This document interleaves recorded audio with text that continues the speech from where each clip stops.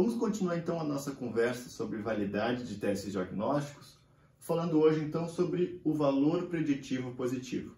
Nos vídeos anteriores nós conversamos sobre medidas que medem a validade do teste na situação em que nós conhecemos a verdade. Ou seja, a sensibilidade se refere à validade do teste entre os indivíduos doentes e a especificidade se refere à validade do teste entre os indivíduos não doentes. E essa é uma informação muito importante, porque eu preciso da referência para poder quantificar a validade do meu teste. E nós dividimos isso então entre doentes e não doentes, para que nos doentes nós possamos calcular a sensibilidade, ou seja, a capacidade do teste de detectar a doença na situação em que ela está presente, e não doentes para calcular a especificidade, que mede então a capacidade do teste de não detectar a doença na situação em que ela está ausente. E isso é muito importante. Mas na prática clínica, ou seja, nas situações em que nós vamos utilizar os testes diagnósticos, o nosso interesse maior, na verdade, não é na performance do teste olhando para as colunas, mas sim olhando para as linhas. Como assim? Eu quero saber, na verdade, não a probabilidade do teste dar positivo se o indivíduo tem a doença, mas meio que o contrário, ou seja, qual é a probabilidade do indivíduo ter a doença se o teste der positivo. Pensem, pessoal, na prática, nós vamos aplicar o teste no paciente e nós vamos saber se o teste for positivo ou negativo. Só. Essa é a informação que nós temos. Então, o que nós queremos saber para poder usar o teste? Nós queremos saber, ok, o teste deu positivo, mas o paciente de fato tem a doença ou não? Qual a probabilidade disso? Ou o teste deu negativo. Ok, mas qual é a probabilidade que o paciente de fato não tenha a doença? E são essas as informações que são quantificadas pelos valores preditivos.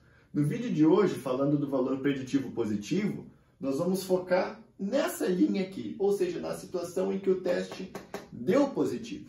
E o valor preditivo positivo, então, como eu já mencionei, ele responde a seguinte pergunta: qual a probabilidade que o paciente tenha a doença se o teste deu positivo? Eu observei o teste positivo.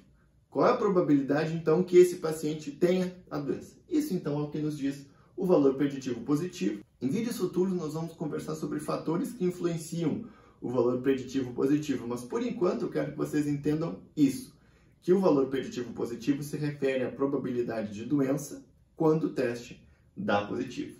Bom, como que nós podemos, então, calcular o valor preditivo positivo em um estudo de validação? O valor preditivo positivo pode ser entendido, então, como a proporção de doentes apenas entre os indivíduos positivos. Justamente essa ideia de probabilidade de doença na situação em que o teste dá positivo. E nós podemos, então, calcular essa probabilidade da seguinte forma: como uma razão em que no nosso numerador nós temos o número de doentes positivos e no denominador o total de positivos. Percebam, pessoal, que o cálculo do valor preditivo positivo ele é bem parecido com o cálculo da sensibilidade. Quem não lembra, pode conferir o vídeo aqui no card. A diferença está no denominador. Na sensibilidade, o denominador é o total de doentes. No valor preditivo positivo, o denominador é o total de indivíduos com teste positivo. Bom, o nosso total de doentes positivos são os verdadeiros positivos. Afinal, nesses indivíduos o teste deu positivo, essa informação está correta.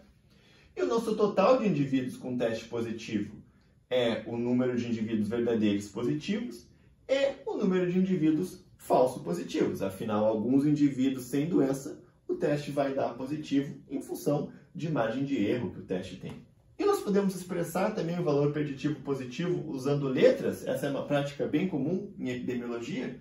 Então, com base na nomenclatura que nós adotamos aqui, nós teríamos no numerador a letra A, que corresponde à casela dos verdadeiros positivos, e no denominador as letras A e B, que corresponde à casela dos verdadeiros positivos e dos falsos positivos. Vamos encerrar o vídeo, pessoal, calculando o valor preditivo positivo em um exemplo.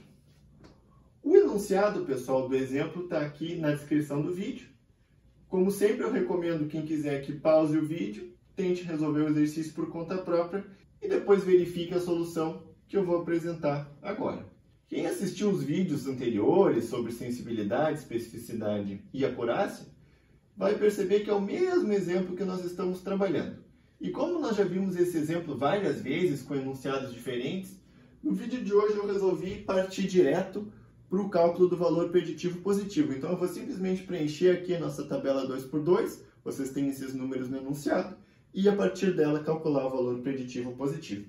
Quem quiser exemplos de como preencher a tabela 2x2 a partir de uma informação parcial de um enunciado, recomendo então que assista os vídeos anteriores sobre acurácia, sensibilidade e especificidade, em que eu faço o passo a passo da montagem da tabela 2x2 a partir de diferentes enunciados. Bom, com base no enunciado para esse vídeo aqui, nós temos 113 indivíduos verdadeiros positivos, 8 indivíduos falsos negativos, 15 indivíduos falsos positivos e 181 indivíduos verdadeiros negativos.